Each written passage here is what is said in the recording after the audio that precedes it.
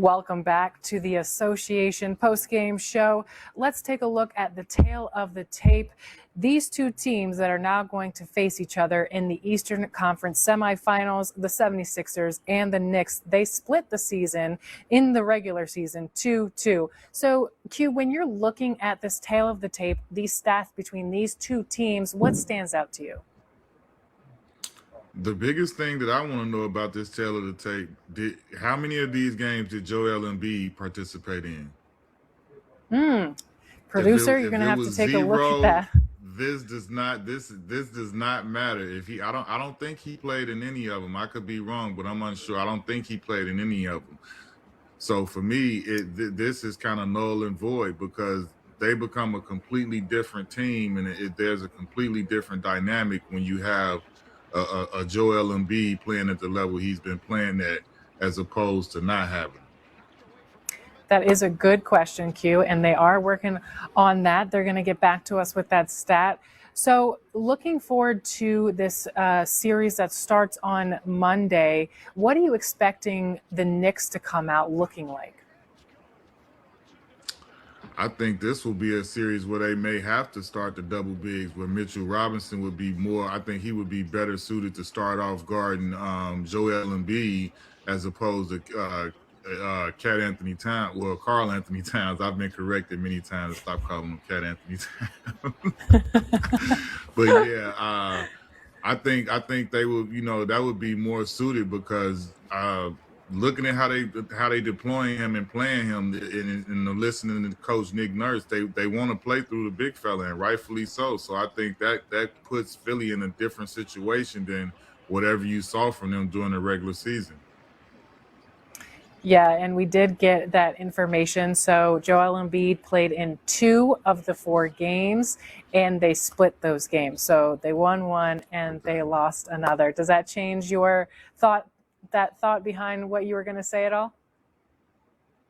No, I still think it's a difference because of the way he's been playing as far as coming off this first round and getting involved in the series and playing at such a high level in such a short time. So, I mean, we all know the big fella is confident with every reason to be. So I think he walks into this, as long as his legs are feeling good after the night, and he's feeling good. I mean, there's no reason for him. And like I say, I truly believe that when he's got it going and he's in that interior, nobody in the league can guard him one-on-one. And they're gonna have to do double teams and send help for whoever has to guard him.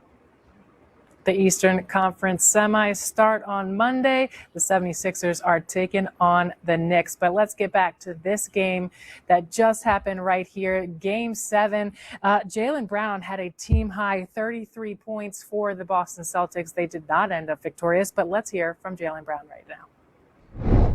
12 rebounds, 6 assists, and he's going to have a chance to do something that he has never done before. He's the only MVP in NBA history to never appear in the conference finals, but he's got to get past the Knicks to get there. Back here with John Gonzalez, Noah Bono.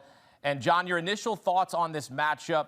Knicks favored in this series, and you'd have to think right now they're going to feel rested and ready as Philadelphia comes in just having played here on Saturday, a game 1 on Monday at MSG.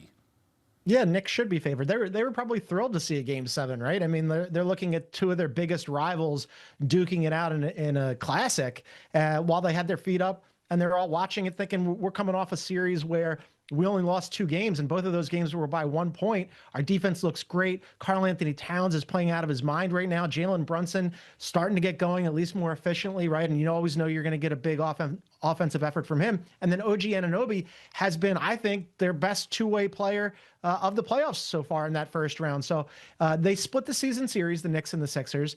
But obviously, as you mentioned, the Sixers haven't been out of the second round in forever since the Allen Iverson days. So if you're the Knicks who went to the Eastern Conference Finals last year and you were undone by an upstart, plucky Pacers team, now all of a sudden you thought you were going to get the Celtics. That was going to be the big matchup. Now you're not getting the Celtics. Now you're getting a Sixers team that might feel kind of happy to be here. I know Embiid is playing really well, and you could be a little worried about that. And, Maxey and Edgecombe are a very dynamic backcourt, and it'll be interesting to see how they defend those guys. But yes, the Knicks with home court advantage, they're thrilled to get the Sixers instead of the Celtics.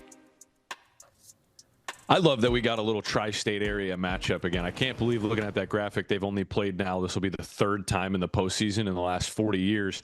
When I look at the matchup, I don't think anybody's going to be able to guard Joel Embiid. Do I think it's unfortunate that he's probably going to be a little bit more hobbled than he already was in this series, given that he now has 4 playoff games under his belt so far this postseason? Yes, that's unfortunate. He's going to have to work through it. I hope nothing comes up. I mean, he had a scare in Game 6 in the third quarter when he went back to the locker room. He had multiple scares tonight in Game 7. It is literally like walking on eggshells to make sure this guy's going to be able to finish a game. OG Anunoby, as John mentioned, I think was the best player overall for the Knicks, top to bottom, offense, defense. He's going to be able to guard Joel Embiid. But I go back to that 2024 series.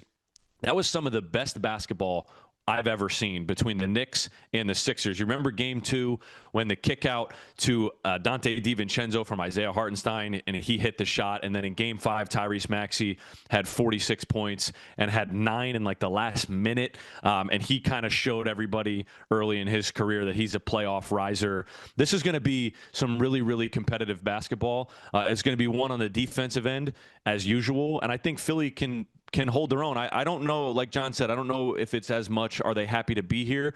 I think that's probably a big factor. But the other piece is like, you know, what seed would Philly have drawn in the Eastern Conference this year had Paul George not been suspended 25 games and had you got maybe 50 games out of Joel Embiid? I know that's a reach, but I think this Philly team, with the guys that we've seen out there in the last 4 games, is better than what their record showed for. I mean, they were off to a hot start the first half of the year, and health obviously is going to be the biggest factor on their side.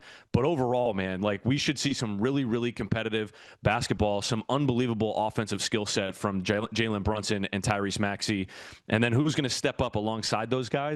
But I'm really, really excited for this one because the 6-game series in 2024 was some incredible basketball. Noah, by the way, I did notice the fact that you're wearing wired headphones. That's what Joel Embiid came into Game 7 wearing, trying to, do the internet meme of LeBron in 2016, which I argue is not the same. This was a first-round series. LeBron in 2016 was down. Also, can I add something to that? What's that? Yeah, absolutely. Those LeBron headphones were wireless Bluetooth Beats. Correct. Okay? So they had a wire on them, but they weren't plugged into a device like Joel's was. So again, like you said, not the same. Not the same. Not the same. Not the same. All right, John, prediction for this series. Who wins how many games? I mean, Payne, my prediction is Payne. It's like No. I want to hear it. Give me 76ers in 7. Yeah, go all Rocky homer. 3. Payne is my prediction. The Knicks are the more complete team. They're playing really well. The Sixers, as Noah said, what seed would they have gotten if PG hadn't been suspended for 25 games and if Joel Embiid hadn't missed a bunch of time, because he always misses a bunch of time, and if he hadn't had an appendectomy right before the postseason, who knows? But all of those things happen. Now, they're healthy at the right time, and I was just texting with one of my Celtics fan friends, and he said, I can't believe that the Celtics ran into a healthy Embiid and Paul George, right? So that's what the Knicks are getting right now. And Noah mentioned, okay, maybe they throw OG at Joel Embiid. That's an interesting counter look, right? But like, how much Karl Anthony Towns is going to be able to defend Joel Embiid is going to factor in. All these things are ripples here. But I think it's the Knicks. I'll go Knicks in 6, Knicks in 7, just because, the Knicks defense was the thing that was suspect for me coming into the postseason, and they looked fantastic against the Hawks. Now, the Hawks, I don't think, have nearly as much firepower, and certainly not the front court that the Sixers have. And then I would also argue that their backcourt is better. The Sixers at least have more offensive weapons, we'll say that. But the Knicks at both ends of the floor, I think, are playing really well right now. I mentioned they split the season series. I think it's going to be close. I also had a great time watching that 2024 series between these two teams. That's what I think fans are in for right now. If you're a casual, pull up a chair. You're going to love this series. It's no good blood between these teams. It's just all bad blood, really. And Sixers fans and New York fans and Philly fans have hated each other forever. So it's going to be wildly entertaining. But yeah, I'll take the Knicks in this one. I'm a little, uncertain on who I want to pick. because the momentum that Philly has just shown over the last 3 games, and again, they're going to be short on rest. It's going to be difficult for them to really rally.